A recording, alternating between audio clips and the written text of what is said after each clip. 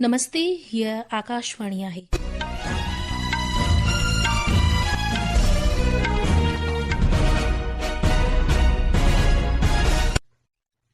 सिंधी समाचारनि सां मां ज्योति फुलवाणी। सभ खां अवल ॿुधंदासीं ख़ासि ख़बरूं।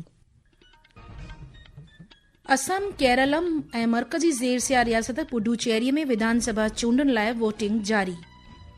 सरकार घरेलू उॾाम कंपनियुनि लाइ राहत उपावनि जी पधिराई। हवाई अॾनि ते चार्जिस में 25% घटिताई कई। विश्व बैंक जारी माली साल लाइ भारत जे विकास नुर्ख जो अनुमान 6.3% खां वधाए 6.6% कयो। अंतर्राष्ट्रीय परमाणु एजेंसीअ जे डायरेक्टर जनरल राफेल मारियानो ग्रोसीअ तमिलनाडुअ जे कलपक्कम में भारत जे परमाणु हासिलात जी साराह कई।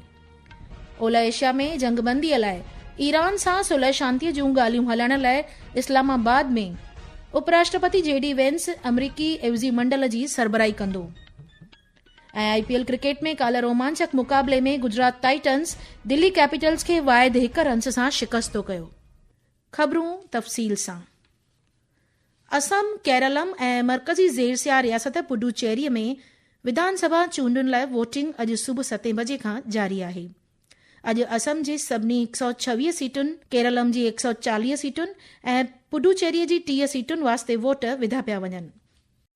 जी फरहत जी, असम में मतदान के पहले घंटे से ही अच्छी भागीदारी देखने को मिल रही है और मतदाता भीड़ से बचने के लिए सुबह से ही मतदान केंद्रों पर पहुंच रहे हैं। सुरक्षित और पारदर्शी मतदान सुनिश्चित करने के लिए व्यापक व्यवस्थाएं भी किए गए हैं। भीड़ को कम करने और सुव्यवस्थित मतदान के लिए प्रत्येक मतदान केंद्रों पर अधिकतम 1200 मतदाताओं को निर्धारित किया गया है। मतदाताओं की सुविधा के लिए मतदान केंद्रों पर मोबाइल जमा करने की व्यवस्थाएं भी की गई है, जबकि उम्मीदवारों के सहायता केंद्र 100 मीटर की परिधि के बाहर स्थापित किए गए हैं। फरहत जी, आपको बताना चाहता हूं कि मतदाता अनुभव और सहभागिता बढ़ाने के लिए राज्य भर में स्थानीय संस्कृति को दर्शाते हुए मॉडल पोलिंग स्टेशन बनाए गए हैं। और अगर हम 2021 विधानसभा चुनाव की बात करें तो असम में 80% से भी अधिक मतदान दर्ज किया गया था। इस बार 126 सदस्य विधानसभा के लिए कुल 722 उम्मीदवार चुनाव मैदान में हैं। फरहत जी, इन विच में तमिलनाडु में हिक ई तबके में थियण वारी वोटिंग ऐं ओलह बंगाल में पहिरें मरहले जी वोटिंग लाइ उम्मीदवारी पर्चा वापसि खणण जो अॼु आख़िरी ॾींहुं आहे ऐं ओलह बंगाल जे ॿिएं मरहले लाइ नामज़दगी दाख़िल करण जो पिणु अॼु आख़िरी ॾींहुं आहे। चइनी राज्यनि जे वोटनि जी ॻणप 4 मई ते थींदी। भारतीय जनता पार्टीअ जो बाला अॻवान ऐं प्रधानमंत्री नरेंद्र मोदी अॼु चूंड प्रचार लाइ ओलह बंगाल जे हल्दिया वेंदो। प्रधानमंत्री हल्दिया टाउनशिप में हिकु आम सभा खे ख़िताब कंदो, जंहिं बैदि आसनसोल, सूरी ऐं बीरभूम में रैली कंदो। होॾां ज़रई मंत्री शिवराज सिंह चौहान पार्टी कार्यक्रमनि में हिसो वठण लाइ काल्ह राति ओलह बंगाल पहुतो। श्री चौहान अॼु सिंगूर जे हारियुनि जी बैठक में शामिल थींदो, जंहिं बैदि कोलकाता जी राष्ट्रीय लाइब्रेरीअ में सुवर्णकार बिरादरीअ जे सम्मेलन में हिसो वठंदो। मरकज़ी नागरिक हवाई उॾाम मंत्री राम मोहन नायडूअ घरेलू उॾाम ऐं कंपनियुनि लाइ राहत उपावनि जी पधिराई कई आहे। इन जे तहत लैंडिंग ऐं पार्किंग चार्जिस में 25% जी घटिताई कई वई आहे। इहा घटिताई फौरी तौर ते लागू कई वई आहे ऐं 3 महीननि ताईं इहा लागू रहंदी। इन जो मक़सदु भारतीय एयरलाइंस ते वधंदड़ ऑपरेटिंग ख़र्चनि जो बोझो घटाइण ऐं आलमी सतह ते फ्यूअल जे वधंदड़ क़ीमतुनि बावजूदि मुसाफ़िरनि लाइ हवाई यात्रा किफ़ायती बणाइण आहे। विश्व बैंक मज़बूत डोमेस्टिक डिमांड ऐं आज़ाद वापारी मसौदनि सबबि मौजूदा माली साल लाइ विकास नुर्ख जो अनुमान 6.3% खां वधाए 6.6% कयो आहे। विश्व बैंक खे उमीद आहे त भारत ॾखण एशिया में विकास जो मुख्य मर्कज़ बणियल रहंदो। मज़बूत घरेलू डिमांड ऐं लचकेदार रवानगीअ जे करे भारत में विकास नुर्ख माली साल 2025 जी भेट में साल 2026 में 0.5% वधण जो तख़मीनो लॻायो आहे।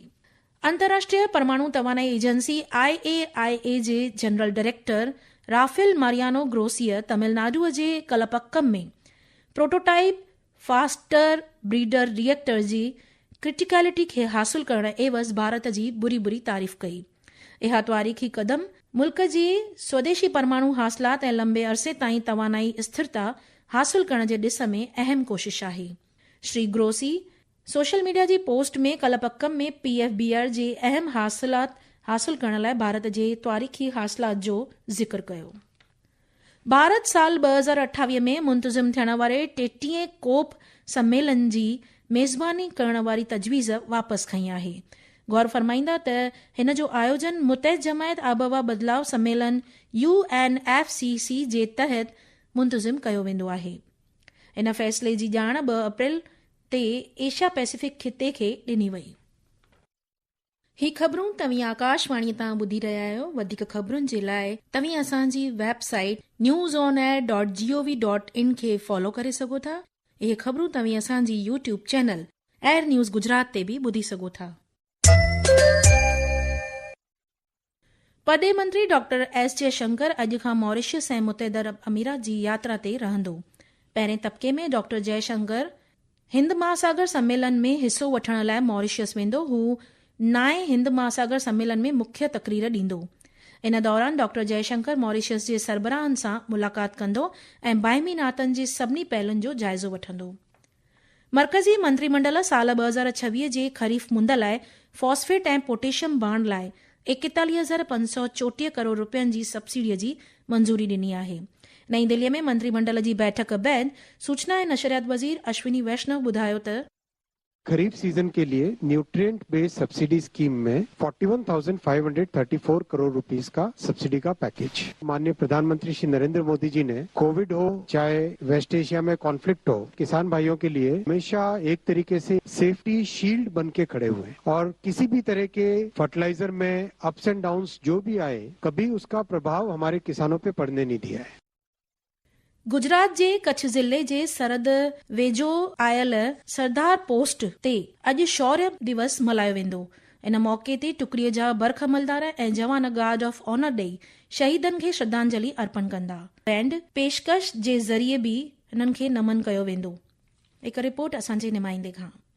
कच्छ में सीमावर्ती सरदार पोस्ट पर आयोजित होने वाले इस शौर्य दिवस कार्यक्रम में सीआरपीएफ के वरिष्ठ अधिकारी और जवान शहीदों को गार्ड ऑफ ऑनर देंगे और बैंड प्रदर्शन के माध्यम से वीर जवानों को श्रद्धांजलि अर्पित की जाएगी। 9 अप्रैल की सुबह लगभग 3500 पाकिस्तानी सैनिकों की इन्फेंट्री ब्रिगेड ने इन पोस्टों पर अचानक हमला किया। इस संघर्ष में 34 पाकिस्तानी सैनिक मारे गए। इस बहादुरीपूर्ण मुकाबले में सीआरपीएफ के 7 जवानों ने सर्वोच्च बलिदान दिया। छोटी टुकड़ी होने के बावजूद जवानों ने लगभग 15 घंटे तक दुश्मन की ब्रिगेड का सामना किया, जो सैन्य इतिहास में एक अद्वितीय उदाहरण माना जाता है। अशरफ नथवाणी, आकाशवाणी समाचार, भूज।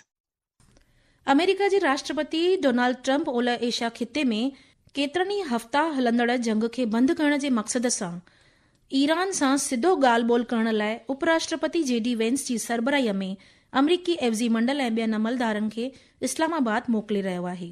व्हाइट हाउस जी प्रेस सेक्रेटरी कैरोलिन लेविट ॿुधायो त इन ॻाल्हि ॿोल कंदड़ टीम में ओलह एशिया जो ख़ासि सफ़ीर सरी विटकोफ ऐं राष्ट्रपति ट्रंप जो न्याणो जेरेड कुशनर शामिल आहे।